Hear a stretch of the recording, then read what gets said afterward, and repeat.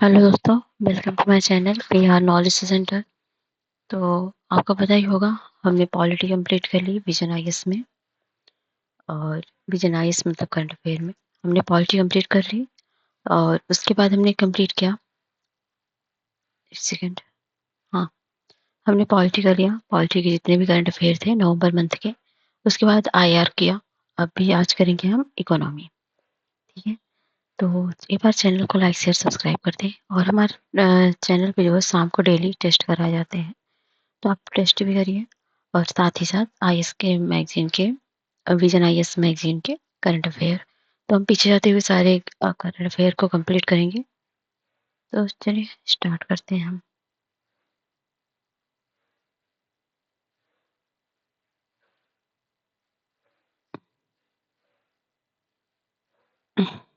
ठीक है, ये नवंबर में जितने भी इकोनॉमी से रिलेटेड करंट अफेयर थे, सबका एक ही जगह है। तो अलग अलग सेपरेट वीडियो बनाए हैं, बाद में हम इसको मर्ज करके मैराथन लगा देंगे, मतलब एक कंप्लीट वीडियो बना देंगे। ठीक है, तो बड़े व्यापार समझौतों का महत्व था, क्यों नहीं में था, importance of large trade agreement. तो हाल ही में नीति आयोग की सीईओ ने सुझाव दिया कि भारत को क्षेत्रीय व्यापक आर्थिक भागीदारी, अ, मतलब आरसीईपी, और comprehensive and progressive agreement for trans Pacific partnership जैसे व्यापार समझौतों में शामिल होना चाहिए। ठीक है, अन्य संबंधित तथ्य क्या है, तो वर्ल्ड बैंक के इंडिया डेवलपमेंट अपडेट में भी भारत को अपनी व्यापार लागत को कम करने और व्यापार में आने वाली बाधाओं को दूर करने, आरसीईपी और एफटीएएस में शामिल होने पर फिर से विचार करने का सुझाव दिया गया है। फ्री ट्रेड एग्रीमेंट है एफटीए, दो या दो से अधिक देशों के बीच एक समझौता होता है जिसके तहत वे आपस में वस्तुओं एवं सेवाओं के व्यापार को आसान बनाने के लिए कुछ नियमों को सहमत होते हैं। इनमें व्यापार के साथ साथ निवेश सुरक्षा, बौद्धिक संपदा अधिकारों का संरक्षण आदि शामिल होते हैं।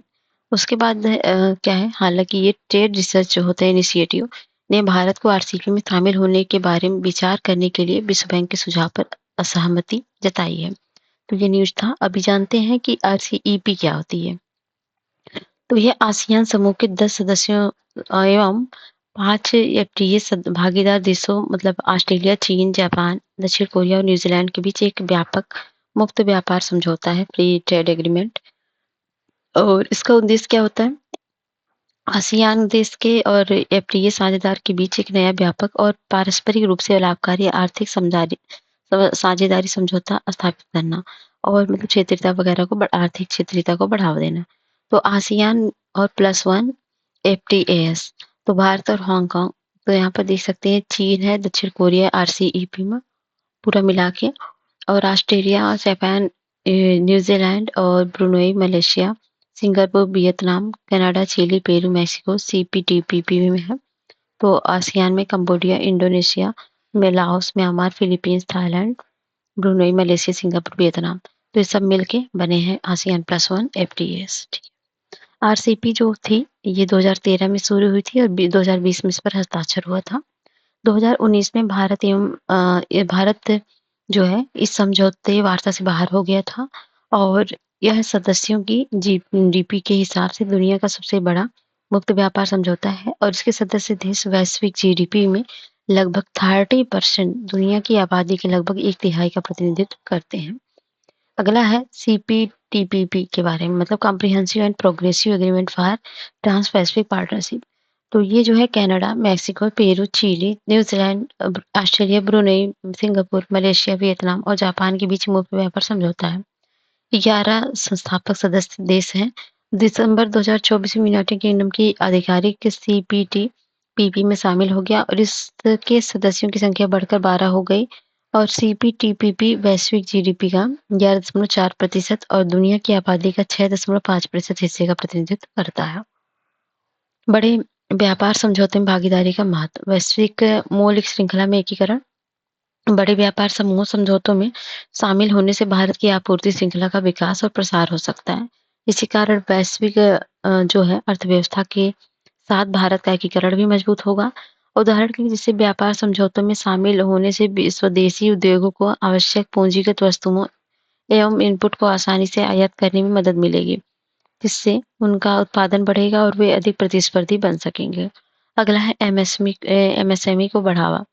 मतलब भारत में होने वाले कुल निर्यात में एमएसएमई जो है 40% हिस्सेदारी है।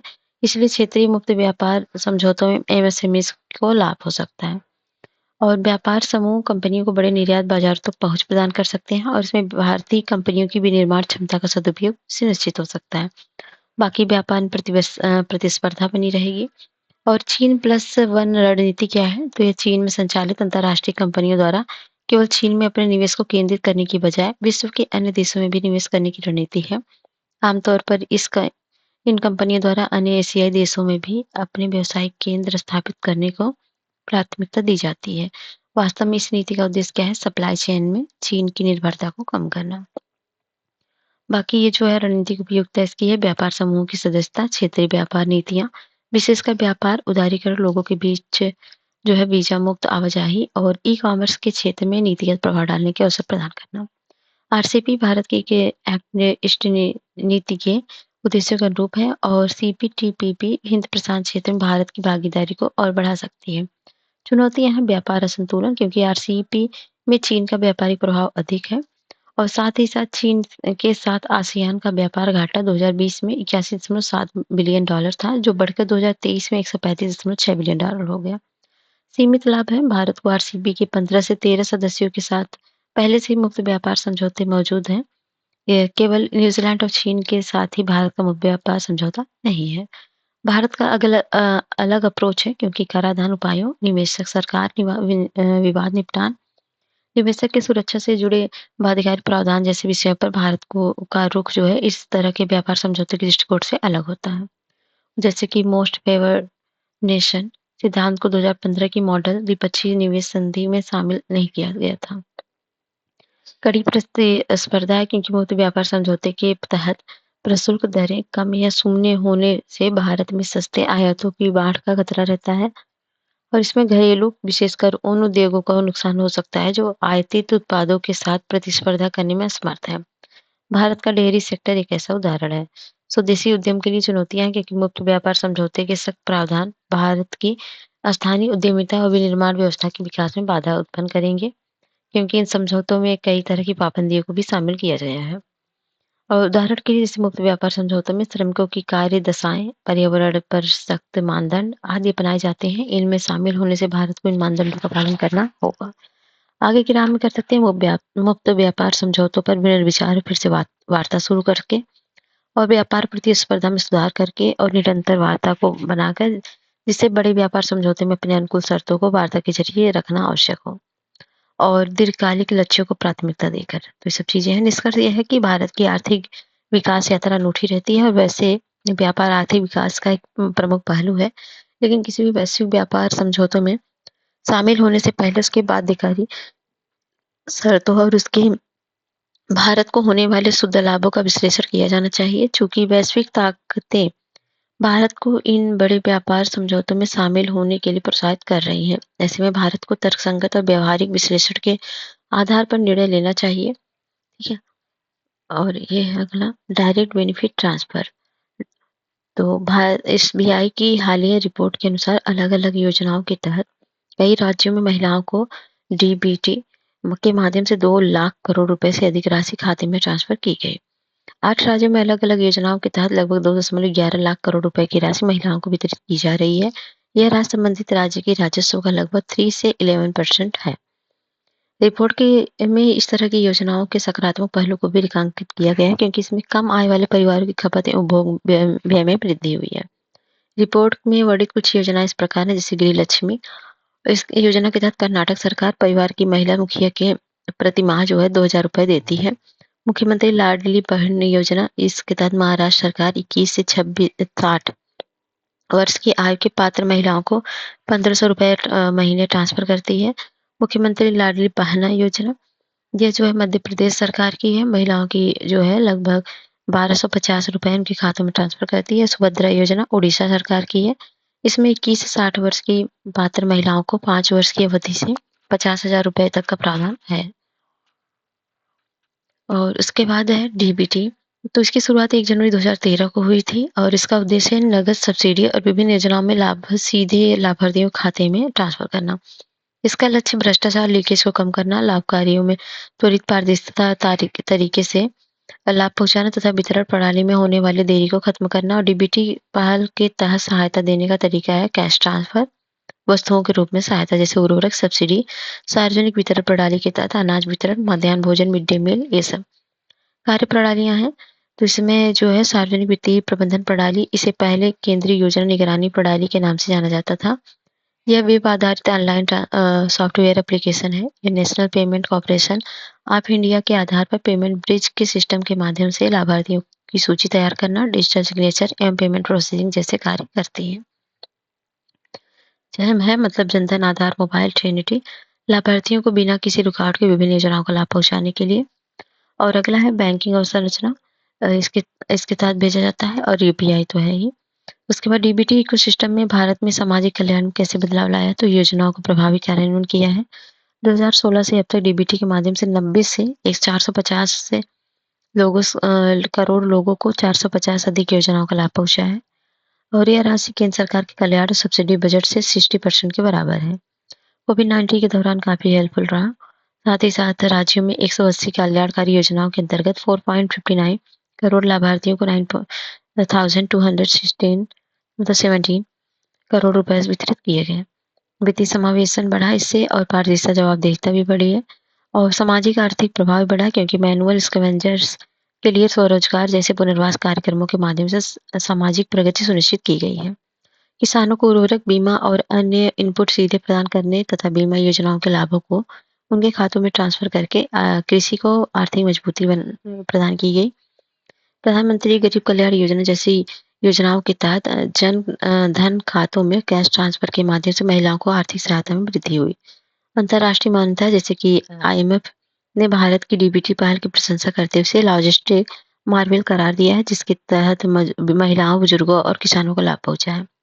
विश्व बैंक के अध्यक्ष ने भी कैश ट्रांसफर के माध्यम से 85% से 69% मतलब 85% ग्रामीण और 69% शहरी परिवार तक सीधे लाभ पहुंचाने वाले डीबीटी की सफलता की प्रशंसा की। डीबीटी से जुड़ी चिंताएं, आलोचनाएं हैं, जैसे दक्षता पर अधिक निर्भरता, कि राज्य की अपनी क्षमता बढ़ाने की आवश्यकता की अपेक्षा हो सकती है। ये शिक्षा और स्वास्थ्य देखभाल जैसे सार्वजनिक सेवाओं में व्यवस्थागत खामियों को दूर करने में विफल रही है। गरीबों को निजी क्षेत्र को विकल्पों को की ओर धकेलना, मतलब कैश ट्रांसफर की वजह से बुनियादी सेवाएं प्राप्त करने का बोझ गरीबों पर डाल दिया जाता है। गरीब लोग अक्सर निजी क्षेत्र से सेवाएं प्राप्त करने में अक्षम सिद्ध होते हैं। और अस्थायी समाधान जैसे कैश ट्रांसफर तत्कालीन और अल्पकालीन समाधान है। यह वास्तव में गरीबी और समानता जैसी जटिल एवं दीर्घकालिक समस्याओं का समाधान करने में विफल रहा है। सीमित पहुंच है, भौगोलिक बाधाएं हैं, वित्तीय साक्षरता की कमी है, लाभार्थियों की पहचान, कई योजनाओं के लाभार्थियों की सूची में बड़ी संख्या में ऐसे नाम को के भी पात्र ऐसे हैं जो नाम के पात्र मतलब इसके पात्र भी नहीं है। वहीं कई मामलों में वास्तविक लाभार्थियों का लाभ नहीं मिल पाता। उदाहरण के लिए 2022 में ई केवाईसी मानदंडों को अपडेट करने में विफलता के कारण लगभग 6.65 लाख किसानों को पीएम किसान योजना का लाभ नहीं मिला। अन्य समस्याएं हैं, डीबीटी पहल के क्रियान्वयन में कई चुनौतियां जैसे लेन-देन पूरा न होना, विभिन्न भुगतान प्रणालियों में एकरूपता का अभाव, सबसे महत्वपूर्ण बात काश्तकार या बटाईदार किसान जैसे वंचित समूहों तक लाभ नहीं पहुंच पाता। आगे की राह में कर सकते हैं सुधार लक्ष्य डीबीटी 2.0 के तहत मतलब 0 के तहत कवरेज का विस्तार करना चाहिए, और आधार संख्या के माध्यम से ऑनलाइन पात्रता सत्यापन पर ध्यान देना चाहिए। डीबीटी 3.0 के तहत राष्ट्रीय स्तरीय सामाजिक रजिस्ट्री और केंद्रीकृत डेटाबेस बनाना चाहिए, जिसमें राज्य सरकारों की सर्वोत्तम कार्य प्रणालियों में मदद ली जा सकती है। जिसमें कर्नाटक की कुटुंब एवं राजस्थान की जन आधार पहले शामिल है। लाभार्थियों की पहचान के लिए आउटरीच कार्यक्रम करना चाहिए, और शिकायत निवारण तंत्र सिंगल विंडो शिकायत निवारण प्रणाली की स्थापित की जानी चाहिए। वैश्विक प्रभाव जैसे कि इस योजनाओं के लाभों को global north and global south दोनों क्षेत्रों के देशों के साथ साझा करने के भारत के नेतृत्व को मजबूत किया जा सकता है इसके द्वारा। और डीबीटी दुनिया भर में गरीबी को दूर करने के लिए वित्तीय समावेशन को बढ़ावा देने का एक बेहतर मॉडल है, और डिजिटल पब्लिक इंफ्रास्ट्रक्चर और नागरिक कल्याण पर वैश्विक चर्चाओं में भारत को प्रमुख स्थान दिला सकता है। अगला है ग्रामीण कृषि अर्थव्यवस्था, रूरल नॉन फार्म इकोनॉमी। हाल ही में जारी ग्रामीण युवा रोजगार की स्थिति 2024 रिपोर्ट से पता चलता है कि अधिकतर ग्रामीण युवा कृषि को अरुचिकर या कम आकर्षक पेशा मानते हैं और ये लघु व्यवसाय सहित गैर कृषि क्षेत्र को की नौकरियों को प्राथमिकता देते हैं। तो इसमें अन्य संबंधित तथ्यों को देखेंगे, जैसे रिपोर्ट डेवलपमेंट इंटेलिजेंस यूनिट ने तैयार की है। ये 7 ट्रांसफार्मर रूरल इंडिया संबोधि रिसर्च तथा ग्लोबल डेवलपमेंट इंक्यूबेटर की एक प्रमुख पहल है। रिपोर्ट के आंकड़ों के अनुसार 70% ग्रामीण युवाओं ने कृषि को कम उत्पादकता और कम लाभप्रदता के रूप में प्राथमिकता नहीं दी। मतलब ये लोग इसको प्राथमिकता नहीं देते हैं क्योंकि उनको लगता है कि कम लाभप्रद है, ऐसा कुछ। और ग्रामीण गैर कृषि अर्थव्यवस्था के बारे में जानें तो ये ग्रामीण गैर कृषि अर्थव्यवस्था को स्थानिक कार्यात्मक रूप से परिभाषित किया जाता है और इसके संदर्भ में स्थानीय आयाम ग्रामीण क्षेत्रों की ओर कार्यात्मक आयाम गैर कृषि गतिविधियों को दर्शाता है। दूसरे शब्दों में RNFE भौगोलिक रूप से ग्रामीण क्षेत्रों में स्थित होती है और यह कृषि उत्पादन में संबंधित नहीं होती है। और इसकी गतिविधियां भी बहुत सारी गतिविधियां हैं, जैसे मूल्य श्रृंखला जिसमें कृषि प्रसंस्करण, परिवहन, वितरण, विपणन है। रिटेल या खुदरा गतिविधि जिसमें पर्यटन है, विनिर्माण है, निर्माण और खनन है। स्वरोजगार में हस्तशिल्प है, बेकरी है, मैकेनिक्स है, कियोस्क है इत्यादि। हालांकि ग्रामीण अर्थव्यवस्था में परंपरागत रूप से कृषि प्राथमिकता गतिविधि नहीं रही है, लेकिन ग्रामीण आय का 2/3 हिस्सा अब गैर कृषि गतिविधियों यानी RNFE से आता है। भारत में विनिर्माण क्षेत्र में जोड़े गए मूल्य में आधे से अधिक का योगदान ग्रामीण क्षेत्र से आता है। ग्रामीण गैर कृषि अर्थव्यवस्था का महत्व क्या है? तो इसमें प्रचंड बेरोजगारी को कम करता है, कृषि क्षेत्र के अधिशेषण श्रम को रोजगार देता है, मजदूरी की सौदेबाजी में श्रमिकों को पक्ष मजबूत करता है, जिससे ग्रामीण क्षेत्रों में रोजगार के वैकल्पिक अवसर प्रदान करता है, श्रम बाजार में श्रम की आपूर्ति को नियंत्रित करता है, गरीबी में कमी और आय सुरक्षा सुनिश्चित करता है। RNFE जो है क्षेत्र जो है कृषि के ऑफ सीजन के दौरान ग्रामीण आजीविका खोने से जुड़ी अनिश्चितता को कम करता है तथा अन्य गतिविधियों को बढ़ावा देकर आय का दूसरा स्रोत सुनिश्चित करता है। प्रवासन को कम करता है और ग्रामीण औद्योगिकीकरण को बढ़ावा देता है। तो इसके प्रमुख निर्धारक हैं सरकारी नीतियां। डॉक्टर अशोक देवलाई समिति ने किसानों की आय दोगुनी करने के लिए कृषि क्षेत्र के अधिशेष श्रमिकों और गैर कृषि रोजगार स्थानांतरित करने की सिफारिश की है। इसके लिए सरकार कृषि और संबद्ध क्षेत्र को में स्टार्टअप्स को बढ़ावा दे रही है तथा नमो ड्रोन दीदी जैसे योजनाएं शुरू की है। शिक्षा और कौशल पर, जैसे ग्रामीण क्षेत्र में उच्च शिक्षा में वृद्धि, गैर कृषि आय में वृद्धि होती है। परिवार के आकार, जलवायु परिवर्तन का प्रभाव होता है, सार्वजनिक व्यय और विधिकरण और संरचना का विकास करके सब चीजें हैं। और भारत में ग्रामीण गैर कृषि अर्थव्यवस्था के समक्ष मौजूद चुनौतियां हैं। ऋण प्राप्ति में कठिनाई, श्रमिकों की कम उत्पादकता, अनौपचारिकता और अस्थिर प्रकृति के रोजगार, ठीक है, ये सब चीजें हैं। और इसको जो है RNFE क्षेत्र को बढ़ावा देने के हेतु प्रमुख जो पहले हैं संस्थाओं की स्थापना, जैसे RNFE क्षेत्रों के लिए खादी और ग्रामोदय आयोग और राष्ट्रीय लघु उद्योग निगम लिमिटेड जैसी संस्थाओं की स्थापना की गई है। पारंपरिक उद्योगों को बढ़ावा देने के लिए scheme of fund for regeneration of traditional industries, विकास के लिए पारंपरिक कला शिल्प में कौशल और प्रशिक्षण का उन्नयन जैसी योजनाएं शुरू की गई हैं। लघु उद्यमों की ऋण आवश्यकताओं की पूर्ति के लिए नाबार्ड के अंतर्गत self help group bank linkage programme शुरू किया गया। भारतीय लघु उद्योग विकास बैंक की स्थापना की गई। कौशल विकास, इसके लिए दीनदयाल उपाध्याय ग्रामीण कौशल योजना, दीनदयाल अंत्योदय योजना, राष्ट्रीय ग्रामीण आजीविका मिशन आदि शुरू किया गया। और है RNFE को बढ़ावा देने के लिए आगे की राह में ऋण देना आसान बनाना चाहिए, रोजगार के अवसरों में विविधता लाना चाहिए और मूल्यवर्धन को प्रोत्साहित करना चाहिए। अनौपचारिक क्षेत्र के रोजगारों में भी नियमों को लागू करना चाहिए। क्लस्टर आधारित विकास को बढ़ावा देना चाहिए। अगला है food corporation of India FCI। तो आर्थिक मामलों की मंत्रिमंडल समिति ने CEA ने वित्त वर्ष 2025 से 24 के लिए FCI की कार्यशील पूंजी बढ़ाने हेतु 10,700 करोड़ रुपए की इक्विटी निवेश को मंजूरी दी है। अन्य संबंधित तथ्य में FCI की स्थापना 100 करोड़ रुपए की अधिकृत पूंजी और 4 करोड़ रुपए की इक्विटी के साथ हुई थी और हालांकि FCI इक्विटी के समय समय पर बढ़ाया जा रहा है और ये हालिया इक्विटी निवेश के लाभ जो है FCI को ऑपरेशन क्षमता को मजबूत करेगा और इसमें जो है इससे वह अपने कार्यों को प्रभावी तरीके से पूरा कर सकेगा।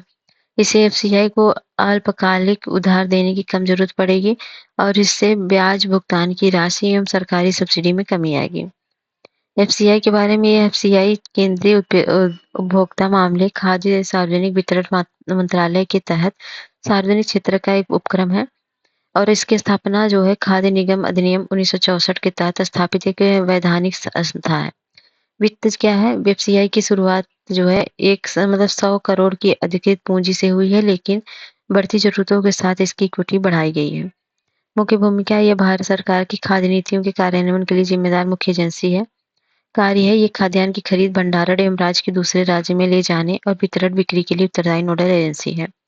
एफसीआई के प्रमुख उद्देश्य क्या हैं? किसानों के हितों की रक्षा के लिए प्रभावी मूल्य समर्थन कार्यक्रम संचालित करना, सार्वजनिक वितरण प्रणाली के लिए पूरे देश में खाद्यान्नों का वितरण करना, राष्ट्रीय खाद्य सुरक्षा सुनिश्चित करने के लिए खाद्यान्नों के लिए आवश्यक और बफर स्टॉक का संतोषजनक स्तर बनाए रखना।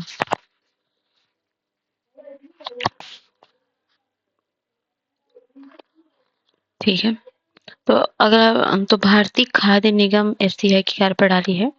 एफसीआई राज्य एजेंसियों के साथ मिलकर किसानों से न्यूनतम समर्थन मूल्य पर अनाज खरीदारी और समाज के कमजोर वर्गों को सार्वजनिक वितरण प्रणाली के जरिए सब्सिडी मूल्य पर अनाज वितरित सुनिश्चित करती है। एफसीआई 2 प्रकार की खरीद प्रणाली पर बनाती है। एक प्रत्यक्ष खरीद, जिसमें एफसीआई या राज्य सरकार एजेंसियां सीधे किसानों से खाद्य खरीदती हैं और इसके बाद एफसीआई इन खाद्यान्नों का भंडारण और वितरण सुनिश्चित करती है।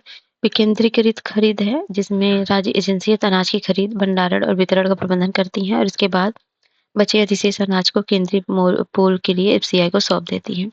एफसीआई के समक्ष चुनौतियां हैं, कई बार तकनीकी कारकों के लिए जो है नमी की मात्रा, मतलब जैसे नमी की मात्रा के लिए चलते खरीद केंद्रों पर अनाज खरीदने से मना कर दिया जाता है और इसके कारण किसानों को कम दाम पर अपनी उपज बेचने के लिए बाध्य होना पड़ता है। विकेंद्रीकृत खरीद प्रणाली योजनाओं को सीमित रूप से अपनाने या बिल्कुल नहीं अपनाने से एफसीआई द्वारा अनाज प्रबंधन की लागत बढ़ जाती है और मंत्रालय और राज्य सरकारों पर एफसीआई का बकाया 2000 करोड़ रुपए से अधिक है, जिससे इस संगठन के वित्तीय दबाव बढ़ गए हैं। और कीटों के प्रकोप, वर्षा, गोदामों में पानी टपकने और खराब अनाज खरीदने की वजह से बहुत सारा अनाज बर्बाद हो जाता है।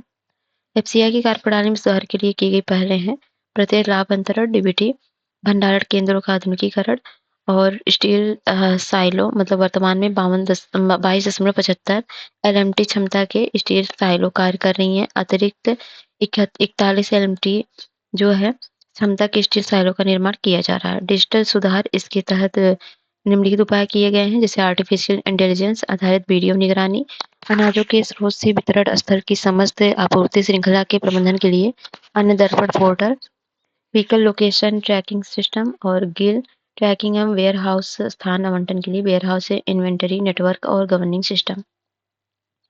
न्यूज इन शॉर्ट में है, आरबीआई और एफपीआई का एफडीआई के रूप में रिसाइक्लिफिकेशन करने के लिए फ्रेमवर्क जारी किया गया। तो वर्तमान विनिमय के अनुसार विदेशी पोर्टफोलियो निवेश एफपीआई किसी भारतीय कंपनी में उसकी कुल पेड अप इक्विटी पूंजी का लगभग 10% ही पोर्टफोलियो निवेश के रूप में निवेश कर सकते हैं। गौरतलब कि ये राशि जो कंपनी को शेयर धारकों से शेयरों के बदले में प्राप्त होती है, उसे पेड अप इक्विटी पूंजी कहते हैं। और है इसमें जो है निर्धारित 10% सीमा को पार करने पर एफपीआई के पास 2 विकल्प होते हैं, जो कि अधिशेष शेयरों को बेचना या प्रत्यक्ष विदेशी निवेश के रूप में जो है रिक्लासिफाइंग हो जाना है। और यदि कोई एफपीआई अपने संस्थागत विदेशी निवेश को एफडीआई में रिक्लासिफाई करने का इरादा रखता है, तो एफपीआई जो है के नीचे दिए गए ऑपरेशनल फ्रेमवर्क का पालन उसको करना होगा। एपीआई और एफडीआई के रूप में रिक्लासिफाई करने के संबंध में आरबीआई का नया ऑपरेशन फ्रेमवर्क है। एफडीआई के लिए प्रतिबंधित क्षेत्रों को इस रिक्लासिफिकेशन की सुविधा की अनुमति नहीं दी जाएगी, जैसे चिट फंड, गैम्बलिंग आदि।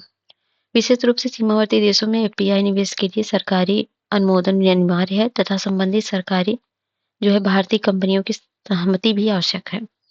साथ ही निवेश को एफडीआई के नियमों के तहत प्रवेश मार्ग सेक्टोरल कैप्स, निवेश सीमा, मूल्य निर्धारण दिशा निर्देश और अन्य संबंधित शर्तों का पालन करना चाहिए। एपीआई का रिक्लासिफिकेशन विदेशी मुद्रा प्रबंधन विनियमन 2019 द्वारा निर्देशित होगा।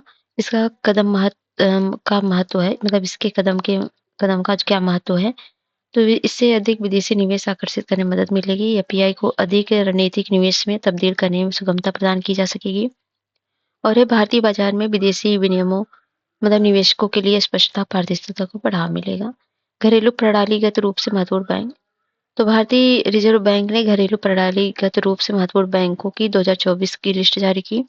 इसमें एसबीआई, एचडीएफसी, आईसीआईसीआई बैंकों को आरबीआई की 2024 की डीएसआईबीएस की सूची में बरकरार रखा गया है। डीएसआईबीएस के बारे में जाने तो इसका दर्जा निम्न मतलब अग्रलिखित आधारों पर मिलता है, जैसे उनका आकार, उनकी अंतर संबंधता, उनका विकल्प, वित्तीय संस्थान संरचना, आसानी से उपलब्ध न होना और जटिलता। डीएसआईबीएस परस्पर संबंध संस्थाएं होती हैं। इनकी विफलता पूरी वित्तीय प्रणाली को प्रभावित कर सकती है और अस्थिरता पैदा कर सकती है। इस कारण उन्हें असफल नहीं होने दिया जा सकता। यदि डीएसबीआई सूची का कोई बैंक विफल होता है तो बैंकिंग प्रणाली और समग्र अर्थव्यवस्था की आवश्यक सेवाओं में बड़ा व्यवधान पैदा हो सकता है। डीएसआईबीएस सूची की घोषणा के प्रावधान है। आरबीआई द्वारा 2014 में जारी डीएसआईबी फ्रेमवर्क पर आधारित है। यह फ्रेमवर्क बैंकिंग पर्यवेक्षण पर बेसल समिति के फ्रेमवर्क पर आधारित है। डीएसआईबीएस के रूप में सूचीबद्ध होने के लिए किसी बैंक के पास राष्ट्रीय सकल घरेलू उत्पाद का 2% से अधिक की संपत्ति होनी चाहिए और बैंकों की उनकी जो है डीएसआईबी की श्रेणी में के आधार पर उनकी जोखिम भारतीय परिसंपत्ति का कुछ हिस्सा अतिरिक्त कॉमन इक्विटी टियर 1 के रूप में रखना होता है और इस आधार पर उन्हें 5 पैकेट्स में वर्गीकृत किया जाता है। पैकेट 1 में जो होते हैं बकेट 1 में मतलब बैंकों को सबसे कम CET1 और बकेट 5 के श्रेणी के बैंकों को सबसे अधिक CET1 बनाए रखना होता है। इस प्रकार यदि किसी विदेशी बैंक की भारत में शाखा है और यदि वह प्रणालीगत रूप से महत्वपूर्ण वैश्विक बैंक है तो उसे जीएसआईबी के संबंधित नियमों के अनुरूप में भारत में अतिरिक्त CET1 पूंजी अधिभार को बनाए रखना होगा। तो ये सब चीजें हैं। बाकी है अंतरिक्ष क्षेत्र के लिए वेंचर कैपिटल फंड। तो केंद्रीय मंत्रिमंडल ने ई स्पेस के तहत अतिरिक्त क्षेत्र के लिए 1000 करोड़ रुपए से वेंचर कैपिटल फंड की स्थापना को मंजूरी दिया है। वेंचर कैपिटल फंड निजी इक्विटी वित्त पोषण का एक विशेष रूप है। इसके जरिए बेहतर विकास क्षमता वाले शुरुआती चरण के स्टार्टअप्स में निवेश किया जाता है। तो इतना ध्यान में रखिएगा। और नेक्स्ट न्यूज क्या है? चिकित्सा उपकरण उद्योगों के लिए योजनाएं। तो जो है तो इसमें है scheme for medical device industry. तो केंद्रीय रसायन और उर्वरक मंत्रालय ने चिकित्सा उपकरण उद्योगों को मजबूत करने की योजना शुरू की है। इस चिकित्सा उपकरण उद्योगों के महत्वपूर्ण क्षेत्रों के लिए व्यापक योजना है। इसमें भारत को चिकित्सा उपकरण क्षेत्र में आत्मनिर्भर बनाने में मदद मिलेगी और गौरतलब है कि भारत का चिकित्सा उपकरण बाजार लगभग $14 बिलियन का है और 2030 तक इसके बढ़कर $30 बिलियन हो जाने का अनुमान भी है। तो चिकित्सा उपकरण विनिर्माण को बढ़ावा देने के लिए भारत की पहले हैं। चिकित्सा उपकरण के घरेलू विनिर्माण को बढ़ावा देने के लिए जो संबंध प्रोत्साहन PLI योजना शुरू की गई है। चिकित्सा उपकरण पार्क संवर्धन योजना चलाई जा रही है। कुल आवंटन जो है योजना के जो इसके योजना के बिंदु है तो 500 करोड़ रुपए का आवंटन है और इसमें जो है 5 उप योजनाएं शामिल हैं। चिकित्सा उपकरण क्लस्टर के लिए कॉमन सुविधाएं, इसके तहत अवसंरचनाओं के विस्तार की योजना बनाई जाएगी, जैसे कि अनुसंधान व विकास प्रयोगशाला, डिजाइन परीक्षण केंद्र, पशु प्रयोगशाला जैसी कॉमन सुविधाओं का निर्माण। आयात निर्भरता को कम करने के लिए मार्जिनल निवेश योजना। इसका उद्देश्य चिकित्सा उपकरण के प्रमुख घटकों जैसे कच्चे माल आदि का स्थानीय स्तर पर उत्पादन करना है। चिकित्सा उपकरणों के लिए क्षमता निर्माण और कौशल विकास, कुशल तकनीकी कार्यबल तैयार करने के लिए अलग अलग कोर्स शुरू करने पर वित्तीय सहायता दी जाएगी। चिकित्सा उपकरण क्लिनिकल स्टडीज सहायता योजना, इसके तहत पशुओं पर अध्ययन करने और मानव पर परीक्षण करने और क्लिनिकल प्रदर्शन का मूल्यांकन करने के लिए वित्तीय सहायता दी जाएगी। चिकित्सा उपकरण संवर्धन योजना, इसमें उद्योग संघों और निर्यात परिषदों को सम्मेलनों के आयोजन तथा अध्ययन और सर्वेक्षण आयोजित करने के लिए सहायता प्रदान की जाएगी। चिकित्सा उपकरण उद्योगों की प्रमुख चुनौतियां क्या हैं? अनुसंधान और विकास प्रयोगशालाओं तथा डिजाइन एवं परीक्षण केंद्र जैसी अवसंरचनाओं की कमी है। भारत अत्याधुनिक बड़े चिकित्सा उपकरणों के लिए आयात पर अधिक निर्भर है। चिकित्सा उपकरण के क्षेत्र में पूंजी निवेश कम है। चिकित्सा उपकरण क्षेत्र को इन्वर्टेड ड्यूटी स्ट्रक्चर का सामना करना पड़ता है। इन्वर्टेड ड्यूटी स्ट्रक्चर वह स्थिति है जब किसी तैयार उत्पाद की तुलना में उस उत्पाद के कच्चे माल के आयात पर अधिक प्रशुल्क का भुगतान करना पड़ता है। खाद्य एवं कृषि संगठन ने the state of food and agriculture 2024 की रिपोर्ट जारी की। यह रिपोर्ट कृषि खाद्य प्रणालियों के मूल्य संचालित रूपांतरण पर जोर देती है। साथ ही ये कृषि खाद्य प्रणालियों की वैश्विक छिपी लागतों पर पिछले संस्करण के अनुमानों पर आधारित है।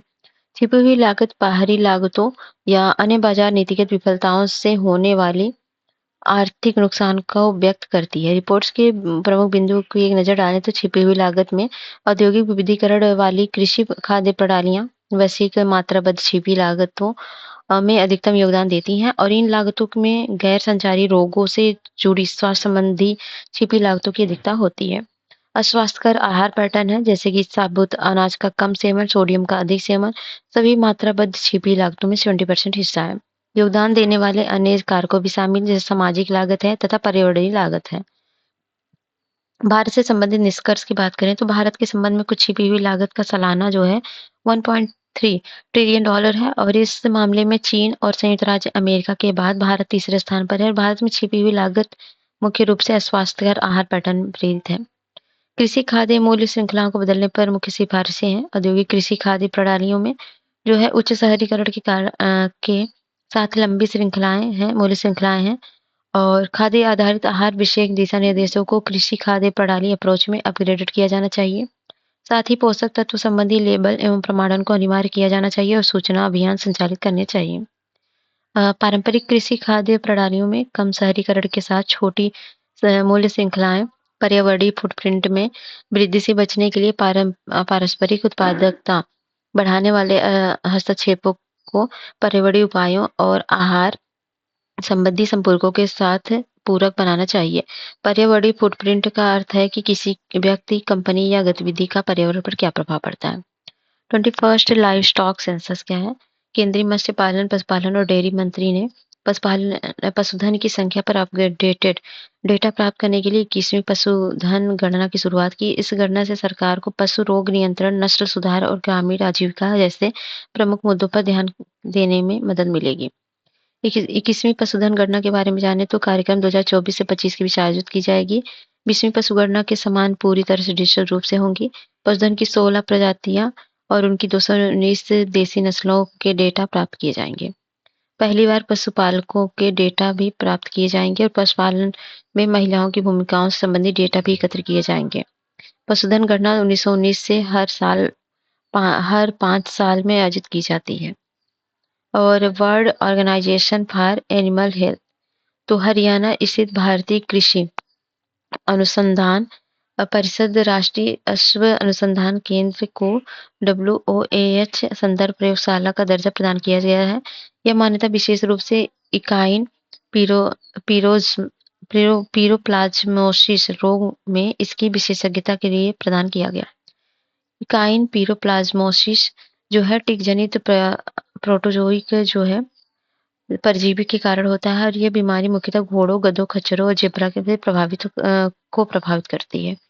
इसके बारे में जाने तो WOAH के बारे में तो 1924 में स्थापित एक अंतर सरकारी संगठन है। इसका उद्देश्य पशु रोगों के बारे में जानकारी का प्रसार करना और वैश्विक स्तर पर पशु स्वास्थ्य में सुधार लाना है। सदस्य हैं भारत सहित कुल 183 देश और मुख्यालय है पेरिस, फ्रांस। नैनो फर्टिलाइजेशन लाभ फर्टिलाइजर क्या है? तो भारतीय वैज्ञानिक ने म्यूरिएट ऑफ पोटाश के लिए नैनो मटेरियल कोटिंग विकसित की है और यह कोटिंग नैनो क्ले से बनी हुई है और MOP वस्तुतः पोटेशियम उर्वरक की 80% आवश्यकताओं को पूरा करता है। नैनो उर्वरक के बारे में जाने तो ऐसे पोषक तत्व होते हैं जो नैनो मटेरियल मतलब 100 नैनोमीटर या उससे कम आकार के होते हैं और प्रोटीन लेप्टेड होते हैं, मतलब लेप के इन पे खोल या लेप के भीतर होते हैं। इसमें पोषक तत्व नियंत्रित रूप से निर्मुक्त होते हैं और मृदा में धीरे-धीरे पहुँचते हैं। इनके लाभ हैं संधारणीय खेती को बढ़ावा मिलता है और लागत प्रभावशीलता बढ़ती है। और मरमुगांव पत्तन प्राधिकरण ये न्यूज़ में क्यों था? क्योंकि मरमुगांव पत्तन प्राधिकरण को एनवायरमेंटल शिप इंडेक्स प्लेटफॉर्म पर प्रोत्साहन प्रदाता के रूप में सूचीबद्ध होने के बाद विश्व स्तर पर मान्यता मिली है। ESI 2021 से अंतर्राष्ट्रीय पत्तन एवं बंदरगाह संघ जो है IAPS द्वारा प्रकाशित किया जाता है। यह उन जहाज़ों की पहचान करता है जो अंतर्राष्ट्रीय समुद्री संगठन के वर्तमान उत्सर्जन मानकों द्वारा तय सीमा की तुलना में वायु उत्सर्जन को कम करने में बेहतर प्रदर्शन करते हैं। मर्मुगांव पत्तन के बारे में जानते हो? गोवा में स्थित भारत का महापत्तन है और यह इस ESI के माध्यम से ग्रीन शिप इंसेंटिव्स शुरू करने वाला भारत का पहला पत्तन है।